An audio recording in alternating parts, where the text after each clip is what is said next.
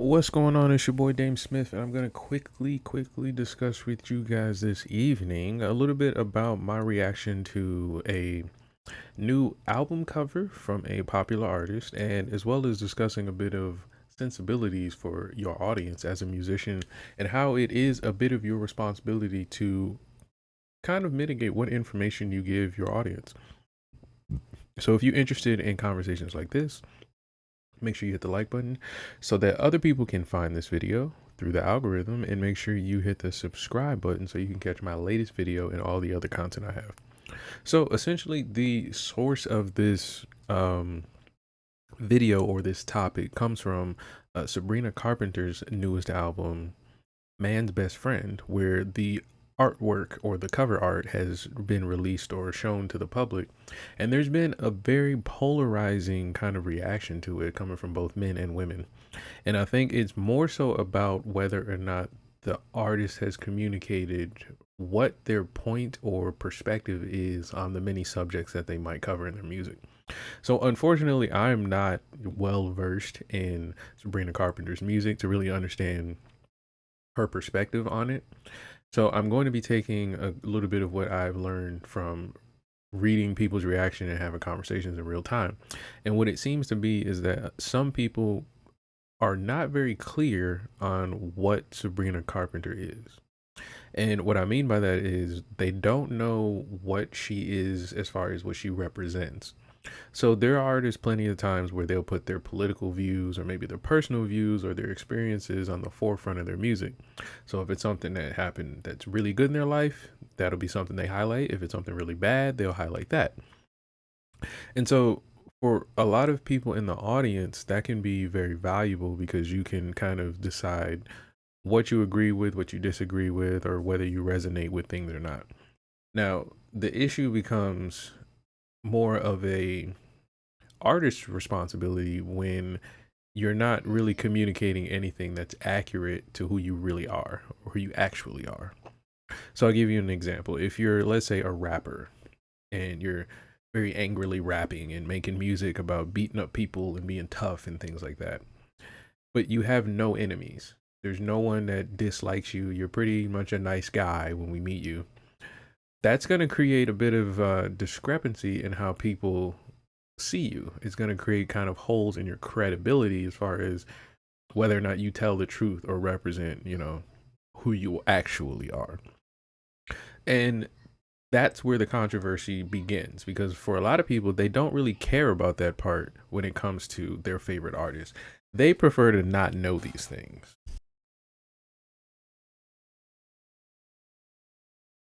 So for many people, it's actually kind of refreshing to see just, something out of the ordinary or crazy and just not have to think about the realities of it.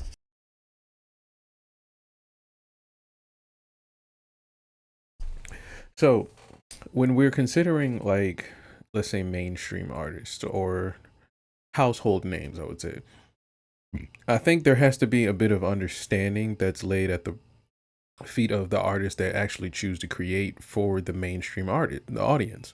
And that means that you kind of have to know your audience and understand their sensibilities. And that's important because you want to accurately depict whatever it is you want to communicate to them. So if you want to showcase something, let's say on the political landscape or, something going on in the world that you want to highlight, you have to really understand how that audience is going to receive whatever it is you're going to try and communicate. And if you're going to do something personal, you have to still consider that same reaction. On the other hand, if you were doing, let's say, a more intimate, maybe niche kind of communication with your music or your message, then you would still need to use this same kind of vetting process. Meaning, if you're doing something that's very specific, like, I don't know, you're making music for military, retirees or something like that. If you're doing something that specific, then you have to really consider how military retirees are going to receive your music and how you communicate your message. So that's just my opinion. The reality is, there are people who disagree with what I just said. There are people who think that there should be zero responsibility on the people who entertain us on a mainstream level. And so much so that they actually practice ignoring many of their favorite artists' personal lives, even if it is degenerate or detrimental to the life that they choose to live themselves.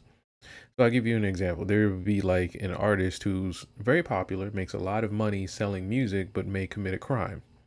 The crime may, clearly be something no one wants to be a victim of or participate in, but because we value the music for these kinds of people, they will ignore that part of this artist's lifestyle. So that way we can, still enjoy the music. And so, what is happening with Sabrina Carpenter's artwork is that there's a clash of sensibilities.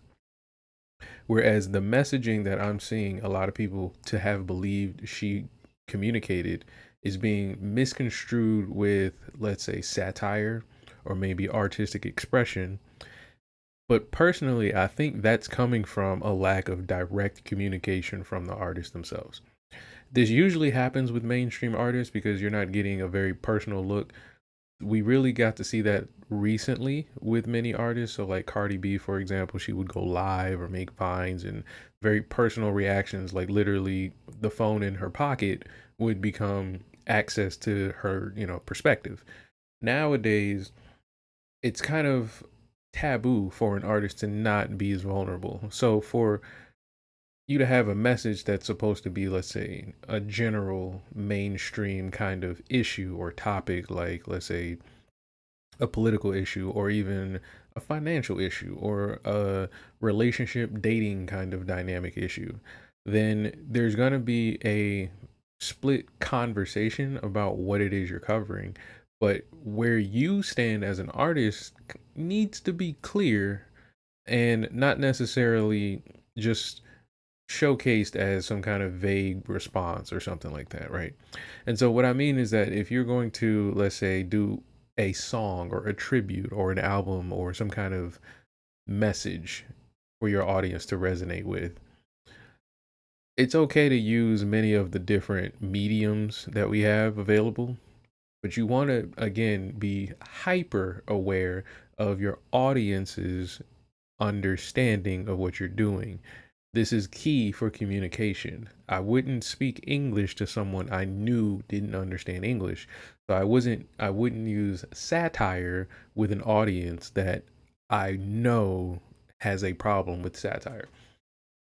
So moving on, and I say all this to say is that I see this being an issue for mainstream pop artists that tend to use things outside of their musical talents to showcase whatever it is that their message is. So it can be from relationship breakups, it can be from how they feel about, dynamics between men and women, to how they feel about their worldview or race or money or status or class. However, they want to package that message, it really is irresponsible to not be aware of how your audience is going to receive this. So, another side of this is that I'm seeing a lot of women and men kind of lay at the feet of Sabrina the responsibility of the people who witness, let's say, the imagery and things like that. The only really issue that the artist had can control with this is that there would have to be kind of like levels to how you would get access to, let's say, a scandalous or salacious photo or provocative photo. This is kind of key when you think of like the BDSM community. You want to give people the opportunity to consent. That is very, very, very important. So there was a big point about whether or not you wanted to expose potentially uh 20 something year olds to a provocative photo that may present an issue that certain households aren't ready to directly have conversations about. So I say that, but then also we have to again consider the fact that there is an audience watching this same video, having the same conversation that believes that young people should have complete exposure to things that are terrible in the world so that way they can just naturally react to these things. So whatever outcome happens, they feel that that is okay for that outcome to occur simply because it either can occur or they believe the best of the best for most young people.